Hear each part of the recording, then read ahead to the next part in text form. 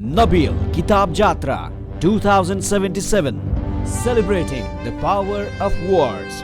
यही माघ 17 देखि 23 गतेसम्म. Title sponsor Nabil Bank Limited. Together ahead in association with Nepal Telecom.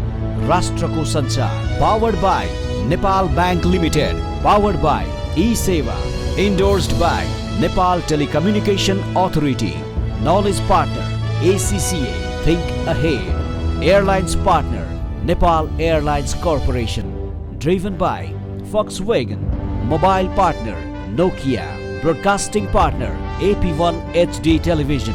Supported by Rianda Bees Serve. The Business Advisors. Jyoti Vikas Bank Limited. Phoenix College of Management. Universal Engineering and Science College. Jalpa Freshwater. Bharosha Print. Rashtriya Sahakari Bank Limited. Take Care Softwares.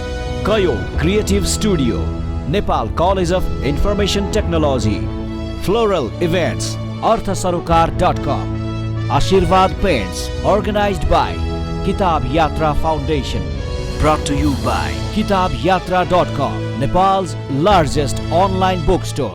नमस्कार. किताब यात्रा फाउन्डेसनद्वारा आयोजित किताब जात्राको तेस्रो संस्करणमा यहाँहरू सबैजनालाई हार्दिक स्वागत अनि अभिवादन गर्न चाहन्छु. आधुनिक हुनु भनेको मौलिकता मास्नु होइन. 21औं शताब्दी जहाँ विश्व नै एक ठाउँमा आएको जस्तो पनि भान हुन्छ. कहिलेकाहीँ विकास भनेको, ज्ञान भनेको फ्रेन्च, स्पेनिस, जर्मन, अङ्ग्रेजी सिक्नु हो भनेको जस्तो हामीलाई लाग्छ. यो समयमा मातृभाषाको बहस कहाँनिर अटाउला? यही सेरोफेरोमा अबको सेसन हाम्रो चल्नेछ र मातृभाषाको लय नाम दिएका छौँ हामीले यो सेसनलाई. वक्ताहरू हुनुहुन्छ रमेश रञ्जन झा, संस्कृतिविद, रङ्गकर्मी तथा साहित्यकार रमेश रञ्जन झाले नेपाल सङ्गीत तथा नाट्य प्रज्ञा प्रतिष्ठानमा 2 कार्यकाल नाट्य विभाग प्रमुखको जिम्मेवारी सम्हालिसक्नु भएको छ. मिथिला नाट्य कला परिषदका अग्रज उहाँका कविता सङ्ग्रह, कथा सङ्ग्रह, नाटक र उपन्यास लगायत 8वटा कृति मैथिली भाषामा प्रकाशित छन्. यसै गरी अर्का वक्ता हुनुहुन्छ डाक्टर कृष्णराज सर्वहारी, पत्रकार, साहित्यकार तथा अनुसन्धाता. डाक्टर कृष्णराज सर्वहारीले थारू लोक संस्कृति सम्बन्धमा संस्कृत विश्वविद्यालयबाट विद्यावारिधि गर्नुभएको छ. 29 कृति थारू भाषामा प्रकाशन गर्नुभएका उहाँ थारू लेखक सङ्घको केन्द्रीय अध्यक्ष समेत हुनुहुन्छ. अर्को वक्ता हुनुहुन्छ सुलोचना मानन्धर. सुलोचना मानन्धर नेपाल र नेपाली दुवै भाषामा रचना गर्नुहुन्छ. नेपाल प्रज्ञा प्रतिष्ठानमा मातृभाषा साहित्य विभाग प्रमुख रहिसक्नु भएको उहाँ हाल मातृभाषा साहित्य प्रतिष्ठानको अध्यक्ष पनि हुनुहुन्छ. 8वटा कृति प्रकाशित गरिसक्नु भएको उहाँको नेपाल भाषाका नारी हस्ताक्षर नामक अनुसन्धानात्मक कृति पछिल्लो पुस्तक हो. मातृभाषाको लय यो सेसनलाई सहजकर्ताका रूपमा सञ्चालन गर्नुहुनेछ कैलाश राईले.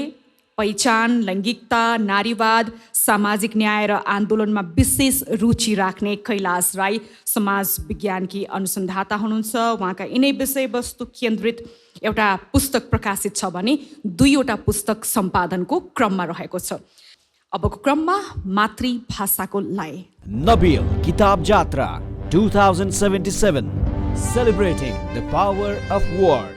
सेव अर्थात् मेरो दुङमाली राई मातृभाषामा नमस्कार. आज हामीले नेपालमा बोलिने नेपाली बाहेकका मातृभाषाहरूको अवस्था मोटामोटी रूपमा कस्तो छ भन्ने हिसाबले चाहिँ कुराकानी गर्न गइरहेका छौँ. नेपालको सन्दर्भमा मातृभाषाहरूको चाहिँ मोटामोटी वर्गीकरण गर्दाखेरि चाहिँ 3वटा खालको रहेका छन्, जसमा पहिलो चाहिँ लेखे परम्परा एकदमै समृद्ध रहेको छ र अर्को भनेको चाहिँ लेखे परम्परा उन्मुख मातृभाषाहरू रहेका छन् र तेस्रो भनेको चाहिँ लेखे परम्परा नभएका अलिखित अर्थात् कथ्य भाषा जसलाई जनश्रुतिको अभ्यासमा रहेको भनेर हामी बुझ्न सक्छौँ. तर आजको यो मातृभाषाको लयमा चाहिँ हामीले यो जुन किताब जात्रा अन्तर्गत गर्न गइरहेको छौँ, आज भने हामीले लेखे परम्परामा एकदमै समृद्ध 2वटा भाषाहरू सँग जोडिनु भएको प्रस्तुताहरू हुनुहुन्छ, मैथिली भाषा र नेवारी भाषा. यो 2 भाषाहरूको चाहिँ आफ्नै एकदम लिपि पनि छ, प्राचीन हिसाबले पनि ऐतिहासिकता बोकेको 2वटा भाषा र अर्को भाषा चाहिँ थारू. त्यसमा पनि विशेष गरी दङ्गौ र थारू भाषाको वक्ता हुनुहुन्छ। यो भाषा चाहिँ पछिल्लो समयमा लेख्य परम्परामा चाहिँ समृद्धितर्फ उन्मुख भइरहेको भाषा छ र हामीले यी तीनैवटा भाषाहरूको सन्दर्भमा सेरोफेरोमा रहेर चाहिँ हामीले आजको कुराकानी चाहिँ हामी अगाडि बढाउन चाहन्छौँ। प्राज्ञ रमेश रञ्जन झाज्यूबाट सुरु गर्न चाहेँ। मैले बोल्ने मेरो भाषामा चाहिँ बोलीमा जाँदाखेरि एकदमै लयमा जान्छ हैन, मेरो मातृभाषा, र त्यसमा चाहिँ अपनत्व पनि ग्रहण हुन्छ मैले बोल्दाखेरि, र त्यसमा मेरो जीवन जगतको धेरै कुरा आउँछन्। तर लेख्य परम्परामा जाँदाखेरि चाहिँ त्यो लय टुट्छ। अब अहिलेको पछिल्लो समयमा चाहिँ त्यो मातृभाषाको लय, तपाईँहरूको मैथिली मातृभाषाको लय बिचमा टुटेको फेरि जोडिएर तपाईँहरूले जोडेर ल्याउनु भएको छ हैन, त्यसलाई चाहिँ तपाईँले अहिले कस्तो अनुभव गर्नुभएको छ, त्यसको अवस्था कस्तो छ? खास गरी मैथिली भाषाको सन्दर्भमा हामी यदि कुरा गर्ने हो भने तपाईँ 14औं शताब्दीको कुरा गर्नुभयो। विद्यापति को रचनाको प्रसङ्गमा महाकविकै रूपमा हामी मानिरहेछौँ। त्योभन्दा अगाडि पनि 700 ईस्वीदेखि नै चर्यागान मैथिली भाषामा हामी भेटिरहेछौँ र त्यो चर्यागानको विषयमा मैथिली र बङ्गालका विद्वानहरूको बिचमा एकदमै त्यो एक प्रकारले आफ्नो भाषाको प्रमाणित गर्नेतिर गइरहेको हुन्छ। 13औं शताब्दीमा त हाम्रो गद्य ग्रन्थ नै लेखिसकेको छ ज्योतिरीश्वर, जुन सिमरौनगढ नेपालकै भूमिमा त्यो लेखिएको हो। सिमरौनगढका उहाँ त्यति बेलाका राजकवि हुनुहुन्थ्यो ज्योतिरीश्वर। उहाँले वर्ण रत्नाकर लेख्नुभयो र त्यति बेला नै धूर्त समागम लेख्नुभयो। धूर्त समागमको भाषा भनेको पूर्ण मैथिली होइन, तर संस्कृत र मैथिलीको त्यो प्रारम्भ हो र सायद त्यसै लयमा विद्यापतिले रचना गर्नुभयो। अब अहिलेको यो सबै परम्परा हाम्रोसँग सबै समृद्धिका आधारहरू र विगतका यत्रो गौरवपूर्ण कुराहरू हुँदाहुँदै पनि बिचमा यदि हेर्ने हो भने खास गरी हाम्रो के देखिन्छ भने नेपालको मैथिली साहित्यमा मध्यकाल भनेको सबभन्दा समृद्ध, त्यसलाई स्वर्णकाल भन्छ मैथिली साहित्यमा। मध्यकाल भनेको मल्लकाल हो। मल्लको प्रारम्भ अब भएको 14औं-15औं शताब्दी, 14औं सिमरौनगढ समाप्त भएपछि गयासुद्दिन तुगलकले आक्रमण गरेर समाप्त गरिसकेपछि यहाँ आयो, मैथिलहरू यहाँ आए काठमाडौँ उपत्यकामा, र त्यसपछि काठमाडौँ उपत्यकामा मैथिलीको प्रभाव त्यसपछि एकदमै विस्तार भयो र रचनामा र सृजनामा मैथिली साहित्य देखिन्छ। त्यसपछि सबै विधाहरूमा सङ्गीतको त्यो सङ्गीत सृजना होस्, नाटक होस् वा अन्य ज्ञान विज्ञानका ग्रन्थहरू होस्, त्यो सयौँ हजारौँ ग्रन्थहरू लेखियो त्यहाँ। त्यो अहिले पनि अभिलेखालयमा त्यो सुरक्षित छ ती ग्रन्थहरू। त त्यसलाई स्वर्णकाल हामी भन्यो। त्यसपछि खास गरी पृथ्वीनारायण शाहको उपत्यकामाथि विजय गरिसके पश्चात के देखिन्छ भने मैथिली साहित्यमा एउटा कविताको एउटा पङ्क्ति, एउटा टुक्रा पनि त्यसपछि छैन। 2007 सालसम्म एउटा टुक्रा पाइँदैन, जुन भाषाको यत्रो पुरानो परम्परा थियो, यत्रो समृद्धि थियो, लेखन परम्परा थियो, त्यहाँ एउटा पनि टुक्रा नपाउनु भनेको यसलाई कुन रूपमा अर्थ्याउने भने हाम्रो अगाडि प्रश्न छ। अब यसलाई जति पनि होइन यो विगतको कुरो हो, विगतको घटना हो भनेर जति भन्न कोसिस गरे पनि यसले के भन्छ भने नि राज्यले त्यति बेला सृजनात्मक दमन पनि गरेको हो। राज्य सत्ताको विस्तारसँगै भाषा, साहित्य, संस्कृति र अभिव्यक्तिमाथि पनि दमन गरेको हो। त्यही कारणले या नष्ट गरेको हो, विगतकोलाई नष्ट गर्यो र बाँकी नयाँ लेखन नहोस् त्यसको लागि दमन गर्यो भन्ने कुरोलाई नै यो कता न कता प्रमाणित गरिरहेको छ जस्तो लाग्छ मलाई। एउटा कुरा फेरि किन पनि यो प्रमाणित हुन्छ भने ठिक 2008 सालमा मैथिलीमा फेरि लेखन सुरु हुन्छ। धेरै नाटकहरू लेखिएका छन्, धेरै अन्य विधामा पनि 8 सालदेखि फेरि निरन्तर छ, त्यही स्पिडमा छ। र त्यो हिसाबले के देखिन्छ विगतमा जुन सत्ताले गर्दा यो समस्या उत्पन्न भएको हो। दक्षिण एसियाकै चर्चा गर्ने हो भने सत्ताको भाषा बरु ग्रोथ गर्छ, एउटा सिन्थेटिक पनि शक्ति हुन्छ त्योसँग।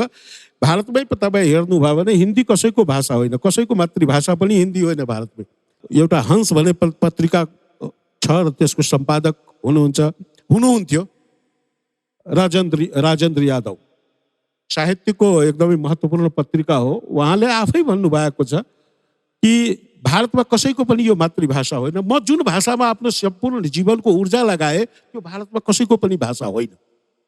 भन्नुको अर्थ यस्तो भाषामा फेरि के हुन्छ, सत्ताको भाषा, सत्ताको र शक्ति त्यसलाई यसरी सत्ताले ऊर्जा प्रदान गर्छ, शक्ति प्रदान गर्दछ, जसले गर्दा त्यो ग्रोथ गर्छ, त्यो विकास गर्छ।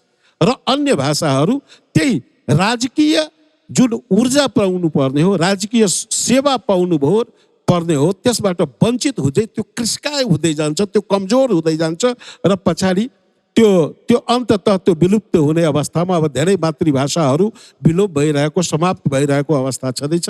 अब नेपालको प्रसङ्गमा भन्ने हो भने केही भाषाहरू अहिले लेखन प्रारम्भ भएको हो, केही भाषाहरूको बक्तै समाप्त भइरहेको अवस्था छ र केही जुन मैथिली अब जुन धेरै पुरानो परम्परा भएको भाषा धेरै वक्ता पनि छ नेपालमा।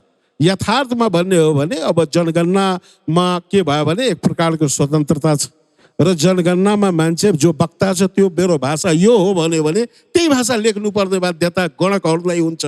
तर वस्तुतः के हो भने त्यसलाई बोलिने भाषा र लेख्ने भाषाको जुन नामाकरण भिन्न भए पनि बोलिने र लेख्ने कुरोमा भिन्नता देखिरहेको छैन। त्यही भाषा बोलिरहेछ तर यो भाषालाई फरक। जसरी म नेपाली बोलिरहेको छु तर म भन्छु होइन यो नेपाली होइन, यो स्पेनिस हो।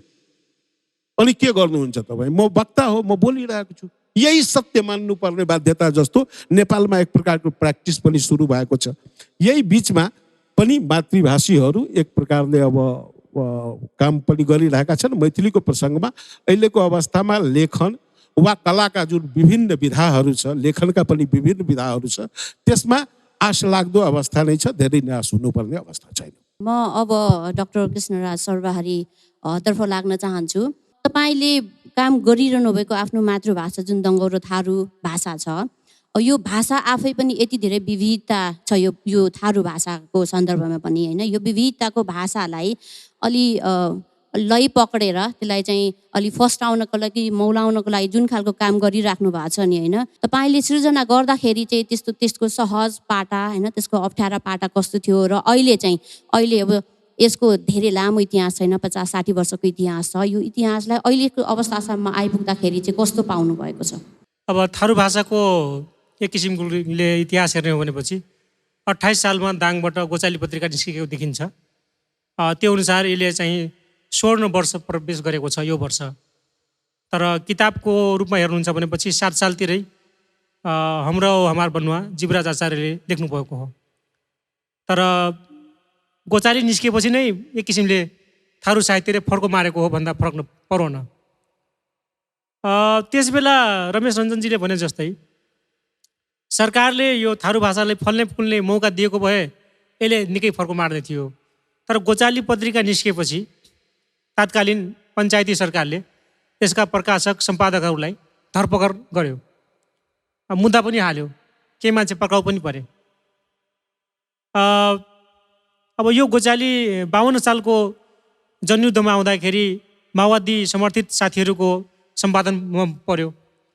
अनि सरकारको रौइया फेरि सबै थारूलाई माओवादी हेर्ने दृष्टिकोणले फेरि गोचाली सम्बद्ध पत्रिका सम्बद्ध जो सम्पादक मण्डल थिए तिनीहरूलाई फेरि बेपत्ता पर्ने काम गरियो। जस्तै 59 साल पुस 12 गते यसका तात्कालीन सम्पादक सगुनलाल चौधरी बर्दियाको धदुवारबाट आफ्नै घरबाट समातिनु भएको छ। उहाँको अझैसम्म अतोपट्टो छैन, गोचालीकै सम्पादक। त्यसैले यो थारू भाषाको पहिलो पत्रिका गोचाली पञ्चायतको शासकहरूको कसिङ्गर आँखाको कसिङ्गर त भयो नै, यो बिचमा आएर तपाईँको बहुदलीय कालमा पनि सत्ताको शासकहरूको कसिङ्गरमा पर्यो। अब 63-64 सालपछि बल्ल चाहिँ थारू साहित्यले अलिकति मौलाउने मौका पाएको छ। तर जसरी मौलाउनु पर्ने हो त्यो छैन। जस्तो कि अहिले विभिन्न स्थानीय पालिकामा, गाउँपालिका, नगरपालिकामा थारू समुदायकै मेयर हुनुहुन्छ, गाउँपालिका अध्यक्ष उपाध्यक्ष हुनुहुन्छ। तर मातृभाषामा थारू आफ्नै मातृभाषामा जुन पठन पाठनको व्यवस्था हुनुपर्ने हो नि त्यो छैन। मलाई के लाग्छ भने जबसम्म प्रावि लेभलमा जुनसुकै साहित्यको चाहिँ पठन पाठन हुँदैन तबसम्म त्यो भाषाको चाहिँ विकास हुँदैन जस्तो लाग्छ। जबकि हामीले यो भाषाको 1 देखि 5 सम्मको किताब पनि तयार पारिसकेका छौँ। यसमा करिब 18-20 वटा उपन्यास पनि निस्किएका छन्। त्यतिकै सङ्ख्यामा यसका चाहिँ कथा सङ्ग्रह पनि निस्किएका छन्। 100 भन्दा बढी सङ्ख्यामा पत्रिका निस्किएको छ। 100 भन्दै बढी सङ्ख्यामा चाहिँ पुस्तकहरू निस्किएको छ। भनेपछि पठन पाठन गराउन सक्ने अवस्था नहोइन। तर अब विभिन्न गाउँपालिका नगरपालिकाले कामकाजीको भाषाको रूपमा थारू भाषालाई लिनुपर्छ भनेर पारित गरे पनि त्यसले चाहिँ व्यवहारमा उतार्न सकेको अवस्था छैन। त्यसैले सरकारको नजर चाहिँ विभिन्न भाषाभाषीमा परेन भने, जसरी मैथिली कुनै बेला समृद्ध थियो त्यसै गरिकन आँखा परेन भनेपछि समुदायले मात्रै चाहना राखेर भाषाको चाहिँ विकास हुन रहेनछ, भाषाको लय समात्न नसक्ने रहेछ। म अब म्यामतर्फ लाग्न चाहन्छु। हजुरको मातृभाषाको बारेमा कुरा गर्दाखेरि चाहिँ तपाईँको आफ्नो हजुरआमा पनि 4वटा भाषाको विज्ञ हुनुहुन्थ्यो भन्नुभयो होइन। अनि तपाईँ आफै पनि नेपाल भाषा, नेपाली भाषा र चिनिया भाषामा समेत दखल राख्नुहुन्छ। अब यो मातृभाषाहरूलाई चाहिँ फस्टाउने वातावरण दियो भनेदेखि चाहिँ त्यसको वाङ्मय पनि सुदृढ हुन्छ, समृद्ध हुन्छ भन्ने खालको कुरा चाहिँ हाम्रो दुईजना पूर्व वक्ताबाट आइसक्यो होइन।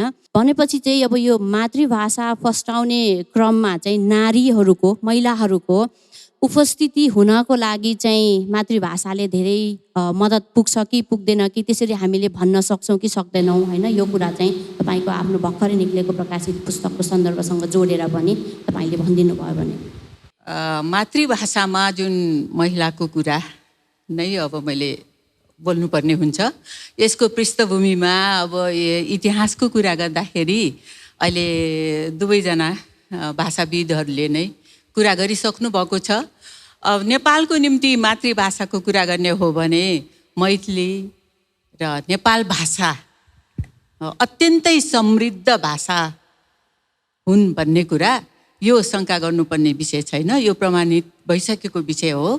अब मैले नेपाल भाषाकै बारेमा कुरा गर्नु पर्यो भने 500 वर्ष बाङ्मयमा हेर्ने हो भनेदेखि 500 वर्षदेखि नै एउटा लिपि, अब जस्तो नेपाल भाषा लिपि सुन्नुभएको छ, रञ्जना लिपि सुन्नुभएको छ।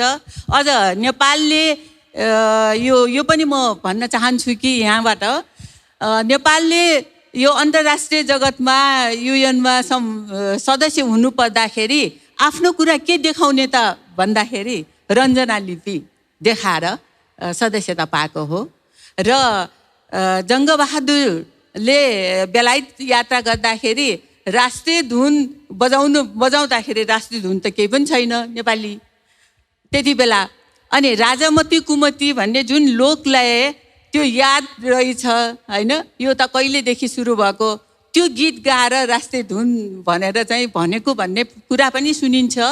अब अहिले यहाँले सोध्नु भएकोमा म मातृभाषामा किन यति धेरै चाहिँ लागि परेँ त भन्ने कुरामा म नेवारको छोरी भएर मात्र होइन, यसमा एउटा साह्रै लामो इतिहास छ, समृद्ध इतिहास छ, जुन समृद्धताले नेपाललाई नै झिलिमिली पारेको छ।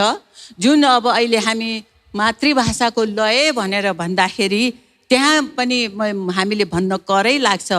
लय चाहिँ नेपाल भाषा मात्र होइन, लय भनेको यो हो कि जसमा विभिन्न रङ्गहरू मिसिएको होस्, रङ्गीन होस्, सप्त रङले भरिएको इन्द्रेणी जस्तो होस्। इन्द्रेणी देख्दाखेरि हामी जसरी मन आनन्द लाग्छ नि, हामीलाई मातृभाषा भनेको इन्द्रेणी जस्तै नै हो। अहिले मेरो घरकै सन्दर्भ पनि मेरो हजुरआमा, जसलाई हामी नेपाल भाषामा अजी भन्छौँ, मेरो अजी 4वटा भन्दा बढी भाषाको विज्ञ हुनुहुँदो रहेछ। बुद्ध दर्शनसँग सम्बन्धित हुनुको कारणले गर्दाखेरि आजभन्दा 150 वर्ष अगाडिको कुरा भइसक्यो। अब म नै यो उमेरमा पुगिसकेँ भनेपछि म तेस्रो जेनेरेसनको हुँ। म कान्छी जेनेरेसनको भइकन पनि मेरो अजीको फर्केर हेर्दाखेरि उहाँले पाली भाषा सिक्नुभएछ बुद्ध दर्शनको अध्ययन गर्नको निम्ति। नेपाल भाषा त आफ्नै भाषा भइहाल्यो, मातृभाषा भइहाल्यो, नेपाली पनि सँगसँगै भइहाल्यो। त्यसपछि उहाँले एउटा थप भाषा पनि पढ्नुभएको रहेछ भन्ने कुरा प्रमाणित किन भयो भने टिबेटन भाषा पनि उहाँले पढ्नुभएको रहेछ। त्यो बाहेक पनि हुन सक्छन्, किनभने एकजना अत्यन्तै विदुषी महिला हुनुहुन्थ्यो भन्ने कुरा अहिलेको उहाँको हस्ताक्षर, उहाँको कविताको शैली अनि उहाँको हस्तकलाहरू आदिले चाहिँ प्रमाणित गरिसकेको छ। भनेपछि अहिले मैले किन मेरो आफ्नो मान्छे भनेर मैले उहाँको गुणगान गाइराखेको होइन कि यो सम्पूर्ण नेपालमै एउटा जुन आधा आकाशको कुरा गर्दाखेरि महिलाहरू जहिले पनि पछाडि पछाडि देखिन्छ, पुरुषहरू अगाडि देखिन्छ, महिलाहरूको इतिहासै छैन।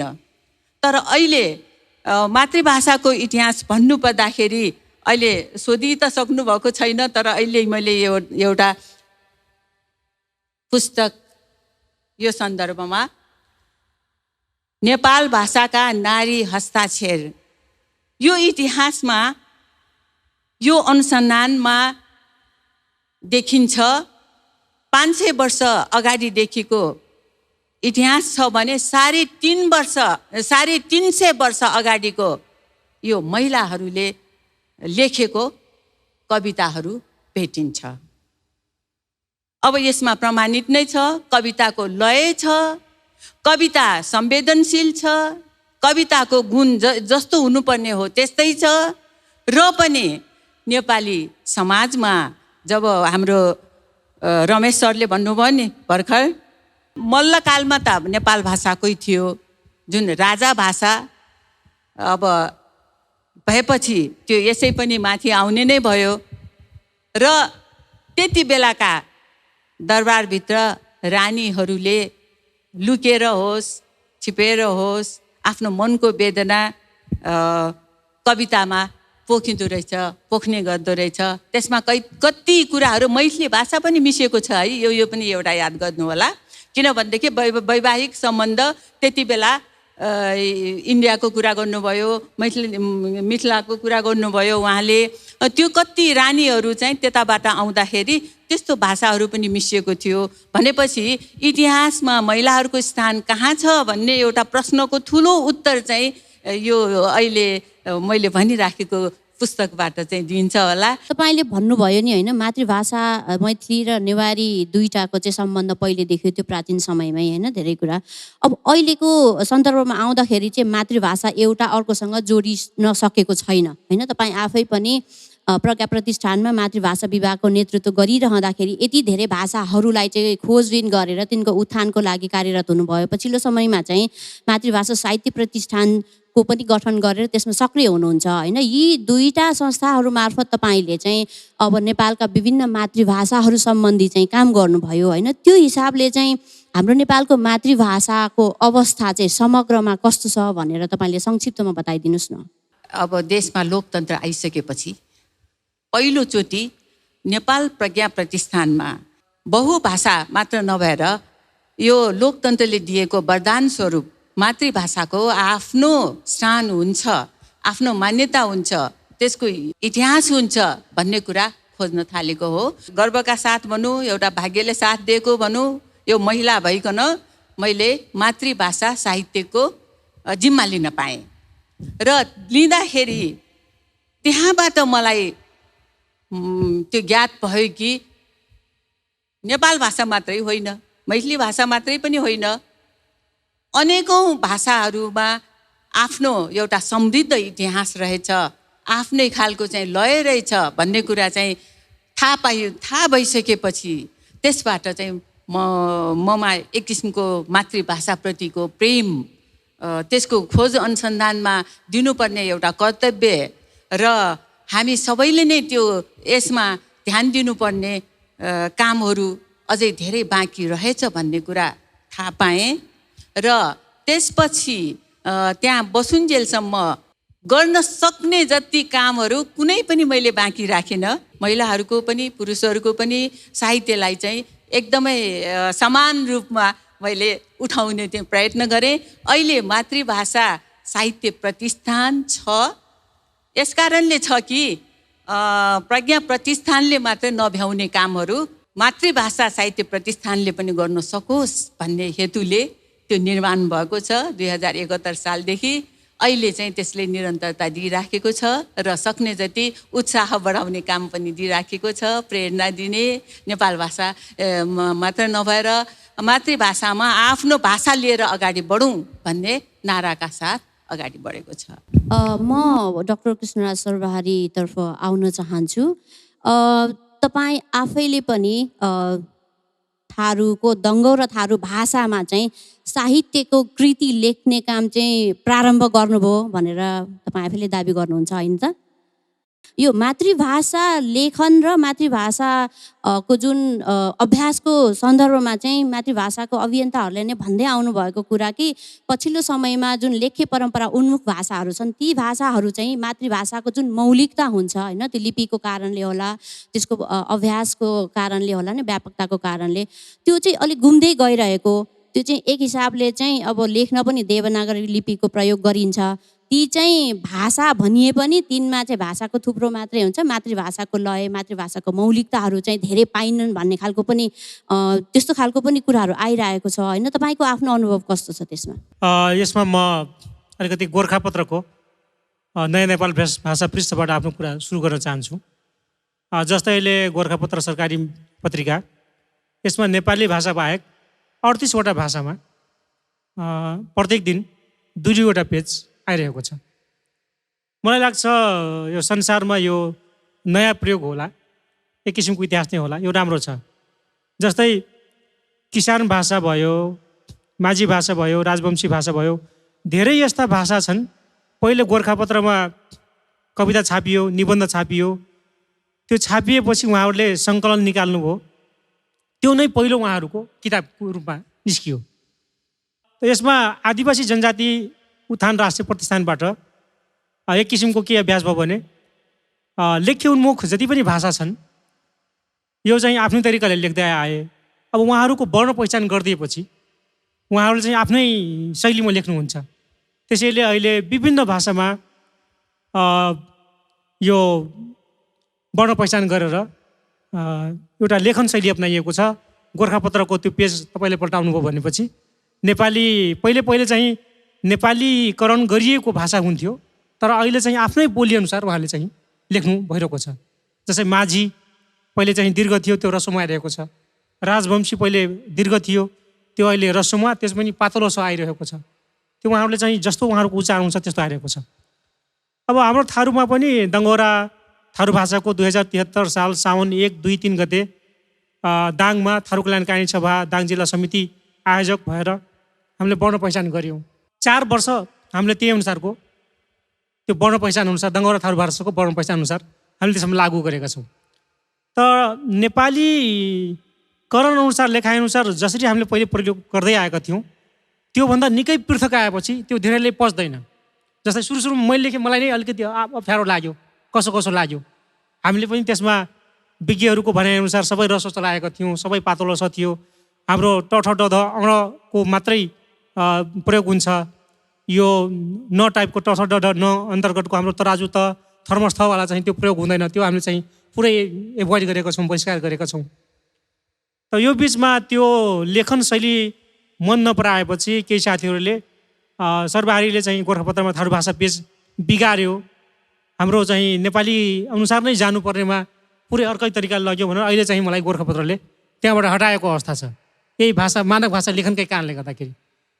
तर मलाई यसले चाहिँ थप ऊर्जा दिएको जस्तो मलाई लाग्छ, किनकि हामीले नेपाली शब्दकै चोरचार गरेर आफ्नो भाषा लेख्ने हो भने हाम्रो मौलिकता कहाँ रह्यो त? हाम्रो उच्चारण जुन छ हामी त्यही लेख्छौँ।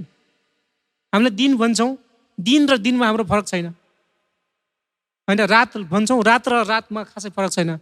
त्यसैले मलाई लाग्छ अहिले थारू लगायत जति पनि मातृभाषा लेख्य उन्मुख भाषाहरू छन् उहाँहरूले जुन आफ्नो वर्ण पहिचान अनुसार लेखनको जुन सुधार गर्नुभएको छ नि, उहाँहरू आफ्नो लय समातिराख्नु भएको जस्तो मलाई लाग्छ। पूर्वतिरका साथीहरूले पनि यो झापादेखि लिएर यो उदयपुर 12 वर्षसम्म 12वटा जिल्लाका थारू भाषीहरूले मध्यपूर्वीय थारू भाषाको लेखन शैली छुट्टै बनाउनु भएको छ। अहिले यसमा सिल इन्टरनेसनलले उहाँहरूले सहयोग गरेको छ।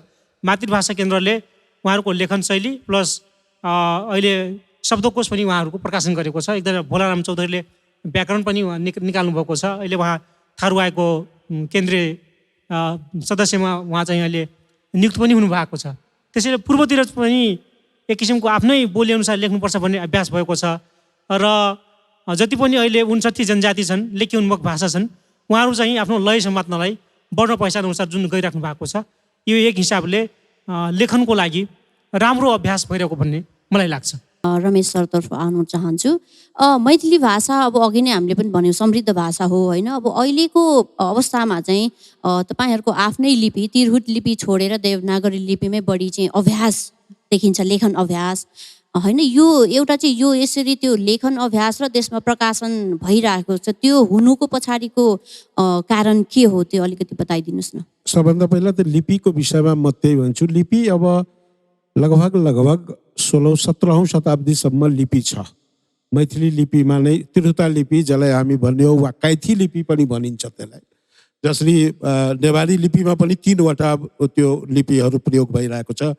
मैथिलीमा पनि त्यो तिरहुता पनि भन्छ, कैथी लिपि पनि भन्छ, त्यो प्रयोग भइरहेको थियो। र म एउटा त खालि जानकारीको लागि के भनौँ भने यसपालि त धेरै रामायण विषयमा धेरै चर्चा भयो।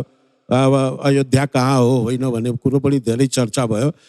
तर म भन्छु कि यो खास गरी वाल्मीकि रामायणको विषयमा तपाईँलाई भनौँ, जुन स्रोत हो, मुख्य स्रोत हो यो विषयमा हाम्रो, त्यो वाल्मीकि रामायणको सबभन्दा पुरानो प्रतिलिपि हामीसँग छ, हामी नेपालीहरूसँग छ, हाम्रो अभिलेखालयमा छ। अहिलेसम्म जति पनि वाल्मीकि रामायणको प्रतिलिपि हामीसँग आउँछ प्रिन्ट भएर गीता प्रकाशन वा अन्य प्रकाशनहरूबाट, त्यसको पहिलो प्रकाशन लाहोर र त्यसपछि मुम्बईमा प्रकाशित भएको त्यो प्रतिलिपि भनेको 16औं र 17औं शताब्दीको। हामीसँग भएको प्रतिलिपि भने 1020 को हो। अहिले पनि त्यो त्यसमा छ र 4वटा प्रतिलिपि हाम्रो यहाँ सङ्ग्रहालयमा छ। त्यो अधिकांश लिपिहरूको हाम्रो जुन भाषा त्यसमा संस्कृत छ, तर लिपि प्रयोग भइरहेको छ त्यो तिरहुता लिपि हो र नेवारी लिपि हो। यही 2टा लिपि बढी प्रयोग भएको छ। अर्थात् के हो भने हाम्रो लेखनमा मुख्य रूपमा यहाँ जुन परम्परा विकसित भएको हो त्यही तिरहुता र नेवारी लिपिमै विकसित भएको परम्परा छ। पछाडि त्यही हो, म बिचमा 2-2.5 वर्ष लगभग बाधित भयो, लेखन कार्य बन्द भयो। त्यसपछि के भयो भने त्यहाँका स्कुलिङहरू जुन भयो त्यो पनि बन्द भयो। अनि त्यसपछि सिधै देवनागरीतिर आयो। देवनागरीतिर 7 साल वा 8 सालपछि जुन लेखन सुरु भयो, त्यो 250 वर्षको ग्याप जुन थियो त्यो लिपिको अध्ययन परम्परालाई बाधित गरिदियो, त्यसले खण्डित गरिदियो। अनि त्यसपछि के भयो भने हाम्रो यो देवनागरीमा पढाइ, यता माध्यम के भयो भने पढाइ लेखाइको माध्यम भयो देवनागरी। अनि देवनागरीमा लेख्नुपर्ने एउटा बाध्यता भयो। अब लिपि त्यो मरिसकेको छैन, त्यो कहाँनिर जीवित छ भने जसले अब जो कोही भाषा विगतको पुरानो अब ग्रन्थहरू अध्ययन गर्न चाहनुहुन्छ वा उहाँलाई आवश्यक छ त्यो लिपिको अध्ययन गर्नुपर्ने त्यस्तो व्यक्तित्वहरू हुनुहुन्छ जो भाषामा त्यस्तो अनुसन्धान कार्य गरिराख्नु भएको छ। उहाँहरू त्यो लिपि सिकेर काम गरिराख्नु भएको छ। तर मूल रूपमा अहिले जुन लेखन हो त्यो यो हाम्रो देवनागरी अब आइसकेको छ। देवनागरीको लेखन जसरी फस्टाइरहेछ नि मैथिली भाषाको होइन, त्यो चाहिँ बढी कुन विधामा, साहित्यको कुन विधामा एकदमै बढी चाहिँ लेखिने कार्य भइरहेछ तपाईँको आफ्नो अनुसन्धान अनुसारले चाहिँ? कुनै पनि भाषामा मलाई लाग्छ सबभन्दा बढी लेखिने भनेको कविता नै हो। कुनै पनि भाषामा हो, त्यो प्रारम्भ पनि र अन्त पनि। मलाई लाग्छ कुनै पनि रचनाकारले प्रारम्भ गर्ने साहित्यिक विधा पनि कविता हुन्छ। सायद उसको जीवनको जुन अन्तिम ऊर्जा हुन्छ त्यो अन्तिम ऊर्जाको पनि उहाँ आफ्नो अभिव्यक्ति कविताकै माध्यमले, काव्यकै माध्यमले अभिव्यक्त गर्नुहुन्छ। त त्यो आम रूपमा के छ भने कुनै पनि भाषामा त्यो कवितामा हुन्छ। त्यसपछि आख्यान त अब हाम्रो लेखन परम्परा छँदैछ, उपन्यास, कथा धेरै लेखन छ। यहाँ फेरि हामी मैथिली भाषाको प्रसङ्गमा कुरा गर्नुपर्दा के छ भने नि पारी पनि मैथिली भाषीहरूको जनसङ्ख्या धेरै छ। नेपालभन्दा धेरै भारततिर जनसङ्ख्या छ, लगभग 5 करोडभन्दा बढी मैथिली भाषीको जनसङ्ख्या छ। त्यसैले साहित्यिक रूपमा हाम्रो आदान प्रदानको स्थिति एकदमै त्यसमा बाधा उत्पन्न भएको छैन। साहित्यिक आदान प्रदान अरू अब सार्वभौम सत्ता फरक छ, हाम्रो सीमा फरक छ, तर साहित्यिक र सांस्कृतिक रूपमा आदान प्रदानको, सृजनाको आदान प्रदानको अवस्थामा खासै बाधा उत्पन्न भएको छैन। मातृभाषाको अहिले कुरो गरिरहेछौँ। नेपाली भाषा पनि त मातृभाषा नै हो नि यो देशको। धेरैजना मातृभाषीहरू हुनुहुन्छ, तर हामी यो भाषाको किन यहाँ चर्चा गरिरहेको छैनौँ? एकजना पैनलिस्ट किन हुनुहुन्न त्यो भाषाको विषयमा पनि कुरा गर्ने? त्यसको मुख्य कारण के हो भने त्यो भाषा अब सत्ताको भाषा भइसक्यो। यो राज्यको भाषा भनेको नै सत्ताको भाषा भइसक्यो। अब यस्तो अवस्थामा 2टा के हुन्छ अवस्था भने 2 रूपमा भाषा अगाडि बढ्छ। एउटा त जनाश्रित, अर्को राज्याश्रित। अहिलेसम्म जुन यहाँको मातृभाषाहरूको के स्थिति छ भने जनताको आश्रयमा अगाडि बढेको अवस्था छ। राज्यको आश्रय पाएको छैन, अलिकति थोरै काम हुनु, एक दुईवटा। अहिले जुन मातृभाषाको उहाँ विभागको कुरो गर्नुभयो त्यो हाम्रो प्राज्ञज्यू सुलोचनाजीले, त्यो भाषा त्यो विभागमा कति 5 देखि 7 लाख रुपियाँ बजेट हुन्छ। जुन यो देशको 122वटा नेपाली बाहेकका 123 वटा भाषा छ भने 122वटा भाषालाई भ्याउने, रिसर्च पनि गर्ने, अनुसन्धान पनि गर्ने, प्रकाशन पनि गर्ने, काव्य वाचन पनि गराउने, बडे स्कलरहरूलाई पनि त्यहाँ बोलाउने, सबै काम त्यही 5 वा 7 लाख रुपियाँमा हुन्छ। भन्नुको अर्थ के हो भने यो राज्यसँग व्यक्तिको नाउँमा स्थापित, व्यक्तिहरूको नाउँमा स्थापित धेरै यहाँ फाउन्डेसनहरू छ, के स्मृति को नाउँमा स्थापित छ, जसमा लाखौं रुपियाँ करोडौं रुपियाँ प्रवाहित भइरहेको छ। अहिले पनि तपाईँ संस्कृति मन्त्रालयमा जानुहोस्, संस्कृति मन्त्रालयमा हेर्नुहोस्, पल्टाएर त्यस्तो व्यक्तिको नाउँमा स्थापित संस्थाको कति बजेट त्यहाँबाट प्रवाहित हुन्छ। तर यहाँ एउटा फरक भाषाको लागि प्रज्ञा प्रतिष्ठान, जसमा 2-4 करोड रुपियाँ राज्यले खर्च गर्न सक्दैन, स्थापित फरक प्रज्ञा प्रतिष्ठान गर्न सक्दैन। यहाँ बिहारको हामी कुरा गर्छौँ, बिहार भनेको त्यति सांस्कृतिक रूपमा सचेत ठाउँ होइन कि भनेर नेपालीहरू धेरै चर्चा गर्छ। बिहारको कुरा गर्छौँ, 9वटा मात्रै भाषाको प्रज्ञा प्रतिष्ठान छ, त्यो बिहारमा एकाडेमी छ। तर हामी कहाँ त्यो 3वटा विधागत एकाडेमी छ, जसमा भाषाको लागि कहीँ ठाउँ छैन। त यो के हो भने नि जनताको आश्रयमा जुन काम भइरहेको छ, त्यो काम को एउटा सीमा हुन्छ, त्यसको स्रोतको पनि सीमा हुन्छ। त्यो स्रोतभित्र आफ्नो भाषालाई कसरी बचाउने भन्ने कुरोमा सङ्घर्ष गरिरहेको छ यहाँको भाषाहरू। त्यो जुन समृद्धिको जुन उचाइ प्राप्त गर्नुपर्ने हो, त्यो उचाइ प्राप्त गर्नलाई त स्रोत नै चाहिन्छ। म सर्वहारी सरतर्फ जान चाहन्छु कि यो चाहिँ जनस्तरबाट जोगाइएको भाषाहरू जसको बारेमा कुरा गर्दा हामी फेरि नेपाली भाषाकै माध्यमबाट हामी यहाँ कुरा गरिरहेछौँ भने त्यसैले पनि हाम्रो अवस्था दर्शाउँछ कि हामी मातृभाषालाई कुन चाहिँ स्तरमा राख्छौँ र नेपाली भाषा मातृभाषा हुँदाहुँदै पनि कुन स्तरमा छ भन्ने हिसाबले, होइन। अब हामी चाहिँ यो पठन संस्कृतिको कुरातर्फ लागौँ, होइन। अब पठन संस्कृति त्यो भाषा बोल्ने जनसङ्ख्यासँग पनि आधारित हुन्छ। नेपालको कुल जनसङ्ख्यामध्ये 6.5% थारू भाषा बोल्ने चाहिँ भाषीहरू हुनुहुन्छ, होइन। त्यसमध्ये पनि 5.6% होला लगभग मातृभाषा बोल्नुहुन्छ।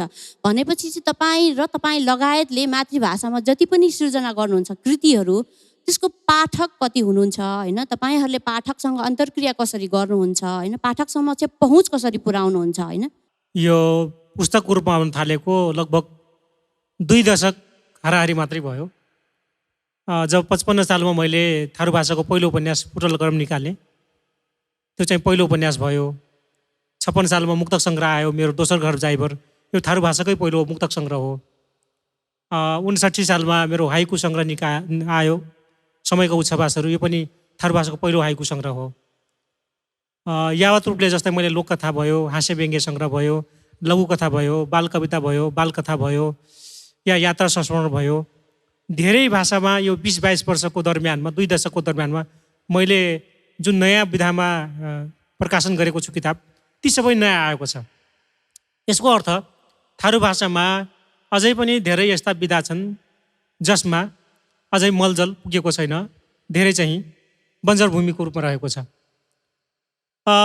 सुरुमा अब जति पनि किताब निस्किन्छ, मैले जापानका साथीहरूसँग पनि कुरा गरेको थिएँ। यहीँ नेपालमै पनि हेरौँ, एभरेजमा किताब छापिने भनेको त 1000 हो। हाम्रो छापिने भनेको त्यही पनि 1000 देखि लिएर 500 देखि 1000 हो। अनि थारू कल्याणकारीको जो हाम्रो चाहिँ छात्र सङ्गठन छ, त्यसको अधिवेशन भयो भने त्यो प्रोग्राममा त्यो किताबहरू लाने, या माघी महोत्सव यो लगभग 1 दशक जति भयो निकै मनाइन्छ, त्यो माघी महोत्सवको अवसरमा चाहिँ बुकको स्टलहरू लगाउने जस्ता कामहरू हामीले गऱ्यौँ। त बिचमा हामीलाई के लाग्यो भने यसरी हुँदैन। जसरी यो अहिले हामीले यो किताब जात्रा गरिरहेका छौँ, थारू साहित्यको पनि हामीले यस्तै किसिमको जात्रा गर्छौँ। मेरै संयोजनमा दाङको घोराहीमा हामीले 2073 साल वैशाखको पहिलो साता कार्यक्रम गरेका थियौँ घोराहीमा। त्यसलाई चाहिँ हामीले थारू साहित्य मेला भनेका थियौँ। तात्कालीन प्राज्ञ श्रवण मुकारुङ त्यसको चिफ गेस्ट हुनुहुन्थ्यो। अनि यो मेला शब्द नै यो जात्रा शब्दले यहाँ डिस्कोर्समा आए जस्तै यो मेला शब्द चाहिँ थारूहरूको मौलिक शब्द होइन, बरु थारू साहित्य सम्मेलन नै ठिक छ, यो मेला चाहिँ नराखौँ भन्ने धेरैजनाको चाहिँ त्यसमा प्रतिवाद भएपछि हामीले दोस्रो कार्यक्रम कैलालीमा गर्दाखेरि थारू साहित्य सम्मेलन गर्ने चाहिँ निर्णय गऱ्यौँ। तेस्रो कार्यक्रम हाम्रो बर्दियाको बरैयाताल भयो, चौथो कार्यक्रम रूपन्देहीको सैनामना भयो, यो पाँचौँ हाम्रो थारू साहित्य सम्मेलन विराटनगरमा गर्ने भनेका थियौँ, तर कोरोनाले गर्दाखेरि गर्न सकेनौँ। मलाई लाग्छ अब यो काठमाडौँमै हामीले चाँडै प्रज्ञा प्रतिष्ठान लगायतको अन्य निकायहरूको सहकार्यमा थारू साहित्य सम्मेलनको 5औँ कार्यक्रम गर्दैछौँ र यही साहित्य सम्मेलनमा अहिले हामीले चाहिँ धेरै किताबहरूको चाहिँ प्रमोसन गरिरहेका छौँ र यसमा कम्तीमा पनि हाम्रो 1 दर्जन किताब, 1 दर्जन लेखकहरूको किताब हामीले एउटै संयुक्त मञ्चमा चाहिँ विमोचन गर्छौँ। यो चाहिँ निकै राम्रो परम्परा बसेको छ। होइन भने यो बाहेक त पुसेल नै हो, किनकि हामीले यो आफ्नो पुस्तक पसलमा आफ्नो यो थारू किताब दियौँ भनेपछि त्यो हाम्रो टाँगिँदैन, त्यो निकालेर अब गोदाममा थन्क्याइन्छ, कहाँ राखिन्छ त्यो भन्न सकिँदैन। तर अहिले अब जस्तै कैलालीको धनगढीबाट पौरा दैनिक निस्किरहेको छ विगत 18 वर्षदेखि।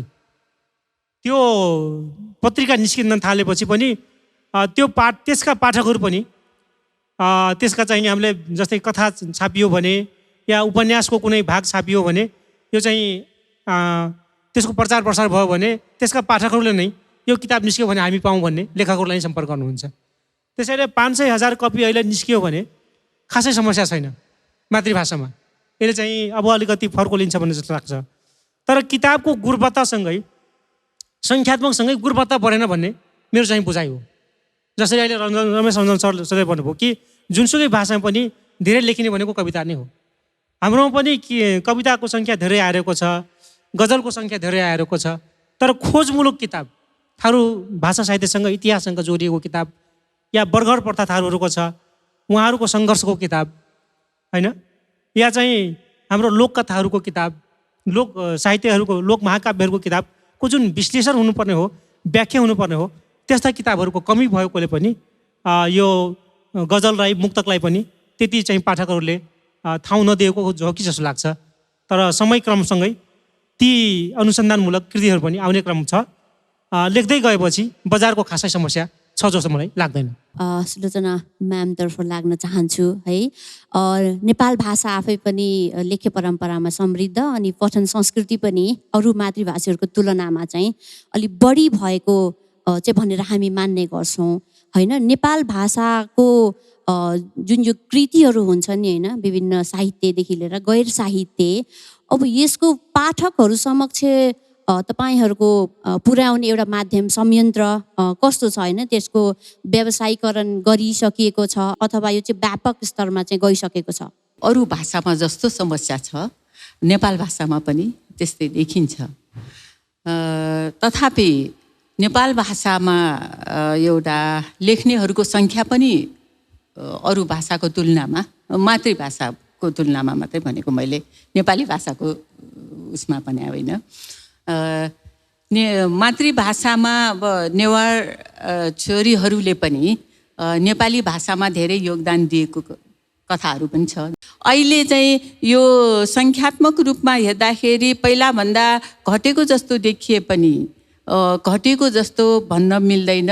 लेखकहरूको सङ्ख्या बढेको कारणले गर्दाखेरि पुस्तक पत्र पत्रिका पनि त्यत्तिकै प्रचार भइराखेको छ र त्यस कारणले यसको ठ्याक्कै हिसाब किताब चाहिँ गर्न म सक्दिनँ अहिले।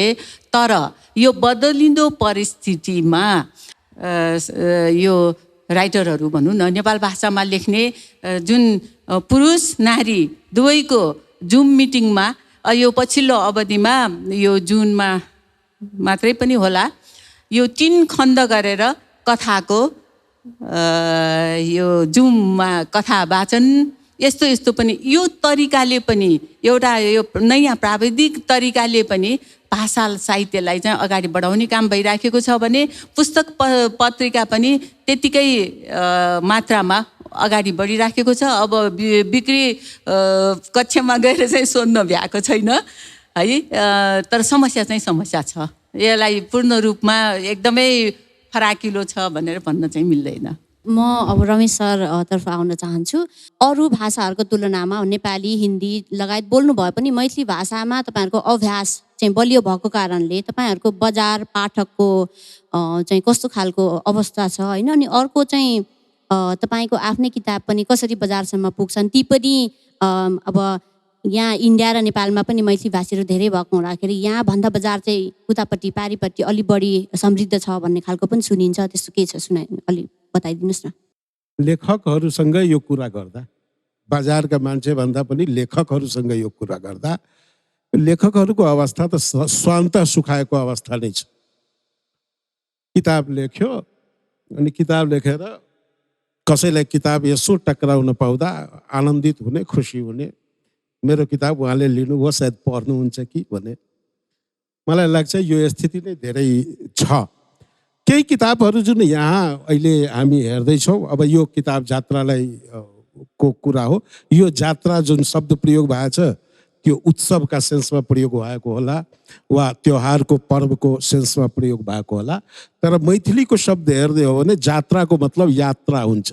हाम्रो उच्चारण नै यको मामलामा हुन्छ कि यो शब्द पुरानो तिरुता लिपिमा छैन, र यो त्यो जात्रा नै हाम्रो अहिले पनि हाम्रो जिब्रोमा आउँछ। त्यसै गरी जसरी र छैन यर लवको र, अनि रावण भन्दा हामी रावण भनिदिन्छौँ कि हडा भनिदिन्छौँ।